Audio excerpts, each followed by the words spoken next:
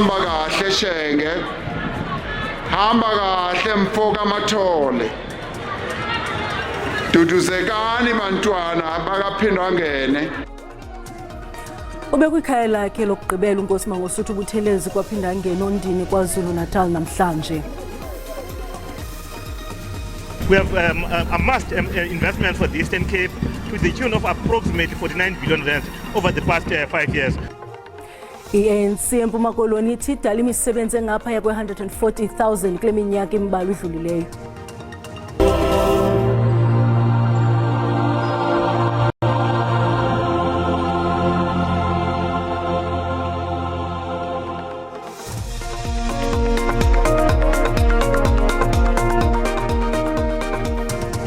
Molweni emakhaya, samkele nababukeli kwijelo iDTT khongozelana uvimba wangokuhlwanje.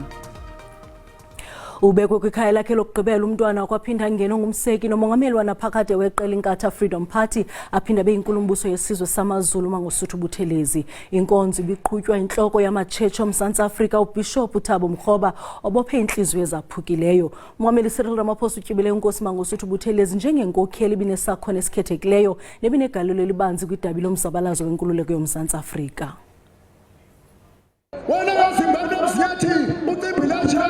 Inkonzo yokugqibela umseki we-IFP, inkulumbuso yesizwe samaZulu, uNkosi Mangosuthu Buthelezi utyalwe kwikhaya lakhe lokugqibela ngomngcwabo oseburhulumenteni kwinqanaba lokuqala kwibala iPrince Mangosuthu Buthelezi olundi KwaZulu Natal. Ibingumbono omxesibe izangqa nentsiba zazo ukususela kubahlali ukuya kwezinxiba mxhaka. Amabutho anike imbeko yokugqibela kuShenge umntwana okwaphinda ngene ngaphambi kokunikezela kumajelo omkhosi welizwe akhahlele kwesakuba ngumphathiswa noyekhe walibambela kwesobongameli. Hamba kahle Shenge, hamba kahle mfoka Mathole, duduzekani bantwana bakaphindwa ngene nesizwe sonke sikwaButhelezi. Inhloko yamatshetshi oMzantsi Afrika uBishop Thabo Mkhoba ubophe inhliziyo ezaphukileyo kusapho nezihlobo ngamazwi akhethekileyo akulo Yesu. Ngisho ematasa kangakanani ngenxa yomsebenzi kodwa umntwana ubehleze esicosha isikhathi sokuthi azohlala naye nathi sinjengomndeni wakhe njengabazukulu. Umongameli weqela iNkatha Freedom Party uyibethelele okokuba bazokwenza konke okusemandleni ukufezekisa umnqweno kaMangosuthu Buthelezi wokuba i-ANC ne-IFP zichebane induma emva kwembali enuka umzondo. Noma sishayekile sikhala izinyembezi, inhliziyo zethu zifana nezophayo. Siyabonga kumdali ngokuseboleka isidalwa sakhe esingumntwana waphinda ngene. Umzimba kaShenge umnyamana kanqengelele wena wadliwa zindlovukazi zamlobolela utyalwe kwaphinda ngene ondini. Umqela wakhe kwisizwe samaZulu eMzantsi Afrika nakwihlabathi liphela uyakuhlala uhleli uqhanyulwe nazizizukulwana. Kwiindaba ze-SABC ndinguJoe Mancia. Ukanti nangamaqabantshintshi ngobomi bakhe. Umboniso wamandla ubizwa njengendlamu ukudanisa kwesintu kwemihlangano ekhethekileyo kukhokelwa eligugu kwinkcubeko yakwaZulu ngukumkani uZwelithini noNkosi Mangosuthu. uButhelezi ubalulwa njengenkokheli yemveli, igqala lezopolitiko nendoda yosapho. uButhelezi nobesaziwa ngesiduko Shenge wazalelwa ebukhosini bakwaZulu ngo-1928. umama wakhe uNkosazana Magogo kaDinizulu yintombi kakumkani cetshwayo kaDinizulu. Njengandodana yonke ekhulayo, imisebenzi ekhaya kaButhelezi bifana neyamanye akhulela kwilali yasemahlabathini kwaNongoma. Uqhuqhe ingqondo kumabanga aphansi kwiminyaka ye-1930s waphumelela imatriki e-Adams College. Ngo-1953 uShenge waba yindlalifa yobunkosi yakwaButhelezi. Uthe wakuba semandleni umbutho i-National Party waza nemigaqo-nkqubo ebangela yantlukwano ebandakanya urhulumente basemaphandleni, nkqubo leyo eyabangela urhulumente wengcinezelo abhangise uninzi lwabamnyama ezidolophini kweli. uButhelezi waqina umqolo ngokunganqwali kwezo nkqubo waba ngumlawuli waKwaZulu-Natal. Phakathi neminyaka yo-1970 uButhelezi wasungula umbutho inkatha yenkululeko yesizwe. Emva konyulo lwenkululeko lwango-April ngo-1994 elaphunyelelwa ngumbutho kaKhongolose, uMandela wamema inkatha Freedom Party eyayikhokelwa nguButhelezi ukuba yinxalenye yembumba yorhulumente kazwelonke. Ngokumhlonipha nokumthemba kwakhe uShenge, uMandela wamanyula kwikomiti ejongene nemicimbi yezekhaya eParlamente. Ethabatha uhambo oluphumayo kweli uMandela, uButhelezi ebebambela kwisihlalo sobumongameli. Uqabele ngaphaya kwabachasi bezopolitiko uButhelezi ngokuphakamisa uluntu, kuquka nemigudu yakhe yokuseka iMangosuthu Technikon kweyona lokishi inkulu eKZN eMlazi. uButhelezi wathweswa ngamawonga ohlukeneyo, ehlonitshwa nangokuba ngugqirha kubukhokheli obusemanqwanqweni. Mangosuthu, Shenge, Buthelezi mntwana kaphinda ngene uyakukhunjulwa ngegalelo agangathe ngalo kwinkululeko yaseMzantsi Afrika. Ziyabethabethana izimvo ngomzilo oshiywa ngasemva ngumseki we-IFP uNkosi Mangosuthu Buthelezi. Bambi bambona njengowaqhokana norhulumente wengcinezelo, logama abanye bembona njengowadlala indima ebalulekileyo ukukhulula abantu abamnyama beli. Abanye abahlalutyi bathi igalelo lakhe ekubumbeni ipolitiki yoMzantsi Afrika ingachazwa njengentsonkothileyo. Ngethuba wayesengumfundi, ingcambu zikaPawu Buthelezi zazikwi-ANC apho wazibandakanya nephiko lolutsha lalombutho. Wasebenza neenkokheli eziphezulu zomzabalazo ezifana noPix lika-Isaka Seme no-Albert Luthuli, ekwakudla namaxa neenkokheli zolutsha zelo xesha uOliver Tambo noNelson Mandela. Ekupheleni kweminyaka yo-1960, uButhelezi wadala impixano ngethuba wakhetha ukulwa inkqubo yengcinezelo ngaphakathi, apho abagxeki bakhe bamtyhola ngelithi wayelala ngengubo enye norhulumente wengcinezelo. As a result of the rise of the Black consciousness movement, I think there was generally acceptance, especially amongst the youth, of the idea that the struggle meant no cooperation at all with the system of apartheid. And I think that then causes the friction and conflict between Buthelezi and the rest of the liberation movement. Kweminyaka yo-1970, ingxelo zihambisa zithi inkatha yenkululeko yesizwe yayiseyinamalungu ayi-1 million. Kamva yabizwa njenge-Inkatha Freedom Party ngemvume ye-ANC ngokutsho komseki wayo uBawu uButhelezi. I-ANC elubhacweni kukholeleka ukuba yazama ukubonisa inkatha ukuba izibandakanye ne-armed struggle. uButhelezi wathi wadibana ne-ANC eLondon ngo-1979 apho wawukhaba khona umgaqo-nkqubo wokwenziwa ikheswa ne-armed struggle. Baqala bayexa ubudlelwane bakhe ne-ANC.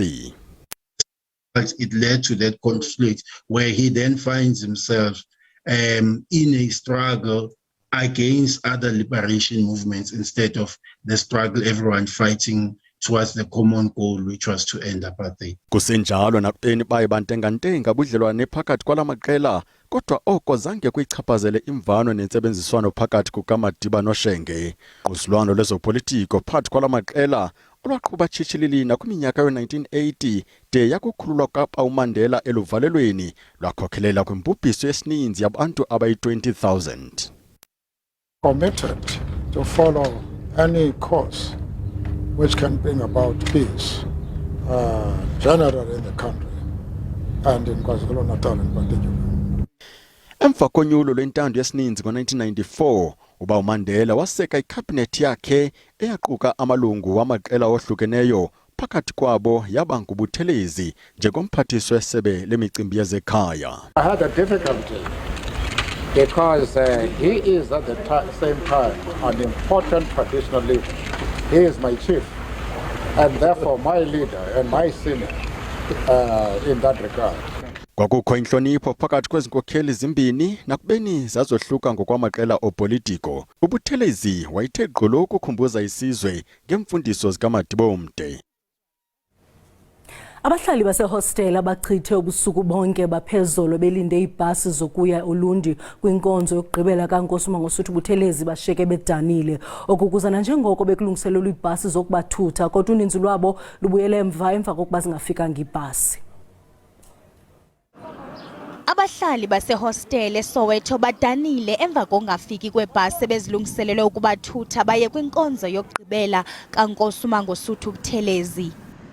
Kukwenzeka into ebuhlungu mntanami la izolo lana sihlalile lana salinda Friday ukuthi siyahamba sisiyobeka imbabazana sisoyitshala nathi siyimisele kwathiwa silindela amabhasi azofika salinda ke mntanami salinda kwaze kwashaya o10 ebusuku. Ngebuhlungu kakhulu ngoba la ekhaya sinobaba ade bilokhu bemile estopini balinda kwaze kwashaya o11 ebusuku belindele bethi basemlindweni ukuthi bafuna ukuyohamba nabo beyotshala imbabazana emahaqa.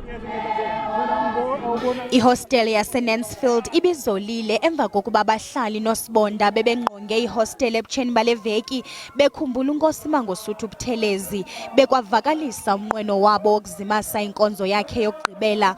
Bathi baziva bedlelwa indlala kungafiki kwebhasi. Ekukhuleni kwami mina ngizalelwa ngaphansi kweqembu le-IFP liseyinkatha yenkululeko yesizwe lihambe laze lashintsha laba iFreedom Party still ngikhona enkatheni.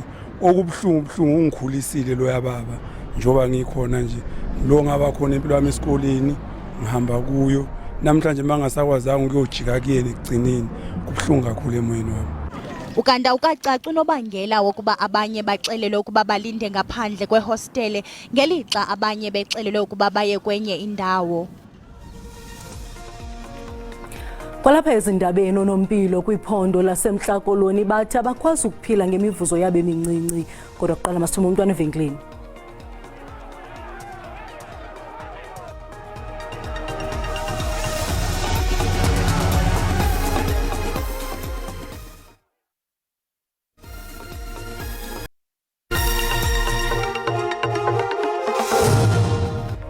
Sibulise kwakhona sisamkela nabo basandula ukungena siniphathele izindaba sisiza ngqo kwikomkhulu le-SABC eGauteng. Uyakwazi ke ukufumana izindaba kuphela nje kwazo kwikhasi lika-YouTube ngokuba uthi SABC Iindaba zesiXhosa. Make siphinde siqhaqhu kwinqaku lethu eliphala phambili ngalenhlwa. Umongameli Cyril Ramaphosa utyebele uNkosi Mangosuthu Buthelezi njengenkokheli binesakhono esikhethekileyo nebinegalelo elibanzi kwidabi lomzabalazo wenkululeko yoMzantsi Afrika. uRamaphosa bethetha kwinkonzo yokugqibela yomntwana wakwaphinda angene nobengumseki nomongameli wanaphakade weqela iNkatha Freedom Party aphinda beyinkulumbuso yesizwe samaZulu. Masicaphule izimvo zabantu kwikhasi lethu leWhatsApp.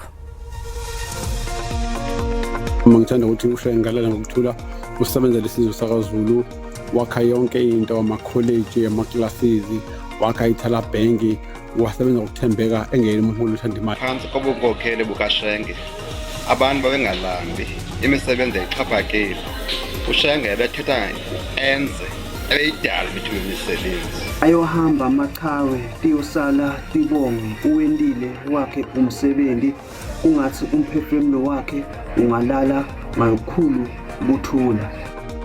Shenge sokwalisa mnumzane kaNgqengelele siwabonile amagalelo akho sisizwe samaZulu engathi ungahamba kahle uNkulunkulu nenene zakeni zikwamukele bese uphenduka ube idlozi elihle emndenini wakho ngesizwe sonke samaZulu sithi uNkulunkulu akamukele umphefumulo wakho Shenge. Laluphumule Shenge laluphumule sokalisa sizokukhumbula ngemisebenzi yakho emihle sengathi nomndeni wakho ungaduduzeka kanye neqembu le-IFP alale ngoxolo umntana akaphinda angene sithi enkosi ngemisebenzi yakhe ke yokuhoya izinto zesintu ingakumbi lo msebenzi kaMiso Zulu behoye kakhulu lo wekomkani yamaZulu. uShenge ube lo mholi ohlukile labaholi laba bangasabi ukukhuluma into abakholela kuyona futhi beyimele engathi kumphefumulo wakhe ungalala ngokuphumula imisebenzi yakhe ke sibonile akahambe kahle umkhulu wethu uShenge siyohlala simkhumbula njalo ngomsebenzi yakhe emihle. Shenge mzukulwane kaMalandela walandela inkomo zamanye amadoda. Mntwana sithula isikandaba, ndaba kaMntwana. Umzamo womhle wenzile kwilizwe loMzantsi Afrika. Wanga umphefumulo wakho ungaphumla ngoxolo. ANC eMpuma Koloni ithi idale imisebenzi engaphaya kwe-140,000 nanjengoko yayithembisa ukudala imisebenzi eyi-90,000 kunyulo lwango-2019 okuchazwe kumsitho wokuqwalasela umqulu wezithembiso weliqela wango-2019 nobubanjelwe eGqeberha eMpuma Koloni namhlanje. Banike ingxelo ngomsebenzi wokufezekisa isithembiso kwiminyaka emine edlulileyo. Into ephambili kumbandela kudala umsebenzi. Impuma Koloni lanaphondo lithwaxa kakumbi intswelangqesho kungoku ikumyinga 40%. Kodwa i-ANC ithi kule minyaka edlulileyo izamile ukwenza umqela ekujemeleni imeko zentlalo noqoqosho ezijongene liphondo. South Africans to be critical, to be in-depth in terms of assessing ANC government. Ejamelene liphondo lizinge liphezulu lwaphulomthetho. We have amassed investments for the Eastern Cape to the tune of approximately 49 billion rands over the past 5 years. So it's one of those things that we want to position the Eastern Cape as one of the tourist investment destinations. Paluti, umbutho ANC mawuwenze ngaphezulu. Marketed ngento disability. Abantu bakhubazekileyo abekho kwi-transformation agenda ye-ANC. Eyesibini siyayicela lento implement lento ye-7% yengqesho. Ngaske umbutho wethu uzame into abantu bawuphelise le friction ikhoyo. Ufekisi kwindaba ze-SABC eGqeberha. Onompilo kwiphondo laseMntla Koloni bathi abakwazi ukuphila ngemivuzo yabo emincinci, bathi izithembiso zokunyusela imivuzo lisebe lezempilo azisalisekiswanga. Abasebenzi bebebamba uqhankqalazo bamemelela ukuba banikwe imisebenzi esisigxina. Sele iminyaka eli-16 uFrancina Sirapelo oneminyaka engama-54 esebenza njengonompilo. Lo mama wabantwana abathathu uthi oko waqala ukusebenza ufumana nje isibonelelo esincinci.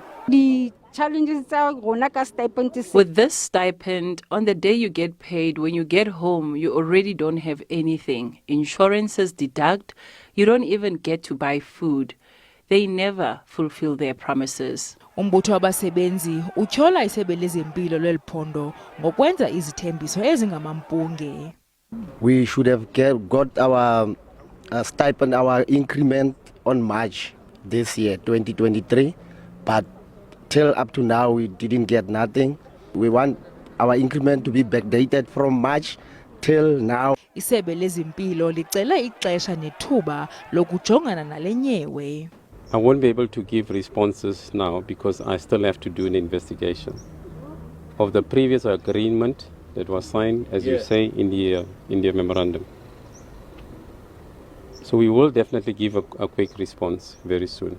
Aba basebenzi bathi bafuna ukunikwa ingqesho esisigxina enezibonelelo. Isebe ke lithembise ukubuyela kubo kungenzuku zatywala.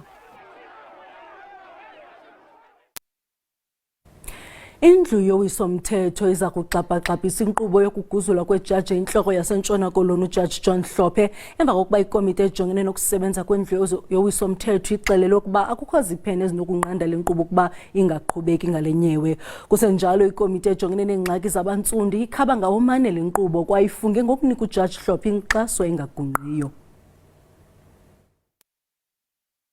Ente yayimisa inkqubo yokususwa kwakhe emsebenzini ukuvumela ukuba uHlophe aqukumbele lo mbandela ezinkundleni. We're advising that the Justice Committee be advised to proceed with its consideration of this issue. Kodwa umbutho wabahlali ikomiti kaxakeka yabahlali abamnyama kuzwelonke usichaze esisenzo sokususwa kukaHlophe njengesingenasihlahla. We will be in Parliament during the week in support of Judge President Hlophe. We will be protesting. Kufuneka uvotelwe sisibini esiphindaphindene kathathu samalungu eNational Assembly. It is important to emphasize that the President has no choice but to implement the vote of the National Assembly. Dinglula Mamatya weendaba ze-SABC eParlament eKapa.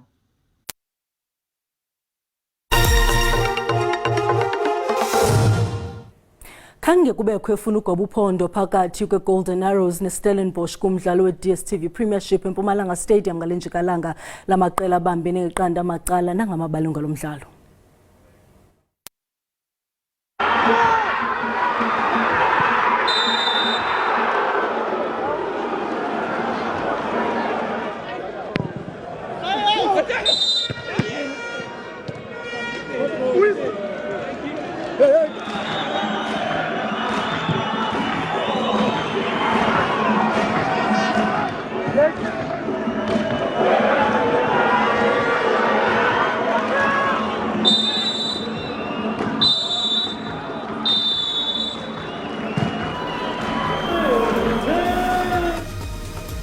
Kalondlela suqunquthile uvimba wangokuhlwanje sibulele mawethu ngokusiboleka indlebe masidibane kwakhona xeshanye ngomso kamnandi.